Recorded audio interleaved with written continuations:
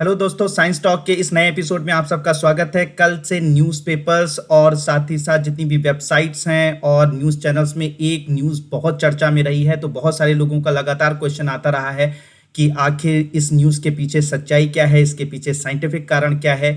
तो ये न्यूज़ है क्या, इसे पहले जान लेते हैं। जैसा कि आप लोगों को तस्वीरों में दिख रहा है कि इसमें एक ऐसी मछली दिखाई पड़ रही है जो कि ह्यूमन फेस की है, जिसका फेस ह्यूमन जैसा है, इंसानों जैसा है। अगर इसको गौर से देखें तो आप देखने पे लग रहा है कि किसी बच्चे की ये दो आंखें हैं, यानी कि जैसे बच्चों की दो आंखें होती हैं वैसी दो आंखें हैं, उभरे हुए नाक है और साथ ही साथ खुला हुआ मुंह है। तो बिल्कुल एक छोटे से बच्चे की शक्ल की ये मछली दिखाई पड़ रही है। तो ये मछली आखिर कहाँ मिली और इसके इस तरीके के बनने के कारण क्या हैं, ये कैसे ऐसे बन गई, कैसे ऐसे पैदा हो गई, इसके पीछे साइंटिफिक कारण क्या है, इसके पीछे साइंटिफिक रीज़न क्या है, उसको हम लोग यहाँ पर डिटेल में चर्चा करेंगे। तो ये जानना बहुत ही ज़्यादा इंटरेस्टिंग भी है।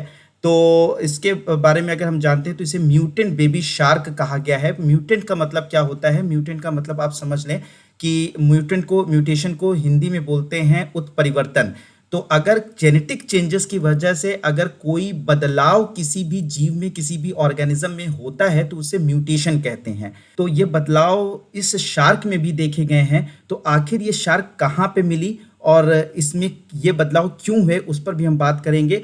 तो ये जो शार्क है ये कोस्ट ऑफ इंडोनेशिया, इंडोनेशिया की समुद्री तट पर मिली है।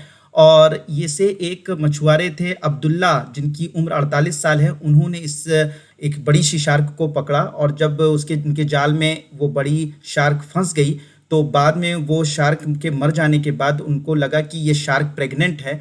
तो प्रेग्नेंट शार्क को के जब पेट को इन्होंने चीरा, जब उसको फाड़ा फाड़ा तो उसमें 3 बच्चे उन्होंने नोटिस किए कि उस बेबी शार्क जो माँ शार्क थी उसके अंदर 3 बेबी शार्क मौजूद थी, जिनमें से 2 तो नॉर्मल शार्क जैसी थी, लेकिन ये तीसरी जो शार्क थी वो कुछ उसका जो फेस था वो ह्यूमन फेस से मिल रहा था, काफ़ी कुछ ह्यूमन फेस से मिल रहा था। वो बड़े परेशान हुए कि आखिर ये चीज़ क्या है।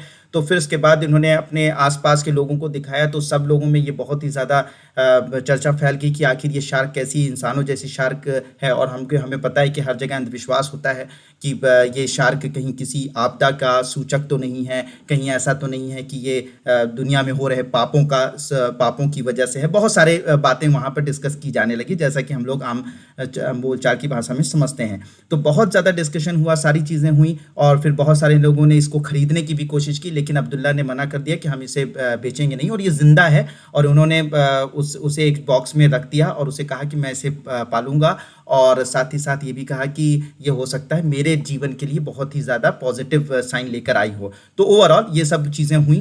तो आखिर अब बात हम करते हैं कि क्योंकि ये साइंस टॉक्स है, इसमें के पीछे साइंटिफिक कारण क्या हो सकता है। तो अगर मैं बात करूं, डॉक्टर डेविड शिफमैन एक बहुत ही मैरीन यानी समुद्री जीवों के बारे में जानकारी रखने वाले, समुद्र के बारे में रिसर्च करने वाले एक बहुत बड़े वैज्ञानिक हैं डॉक्टर डेविड शिफमैन। तो उन्होंने इस कंक्लूजन पर निकले हैं कि ये जो क्रिएचर है, यानी कि ये जो जिसे हम लोग म्यूटेंट शार्क के नाम से जान रहे हैं, आखिर इसके पीछे कारण क्या है। तो इसके पीछे कारण है ये जो शार्क है ये इस एक बीमारी से ग्रसित हो गई, यानी कि एक एबनॉर्मेलिटी से अफेक्टेड हो गई। इस एबनॉर्मेलिटी को साइक्लोपिया के नाम से जाना जाता है।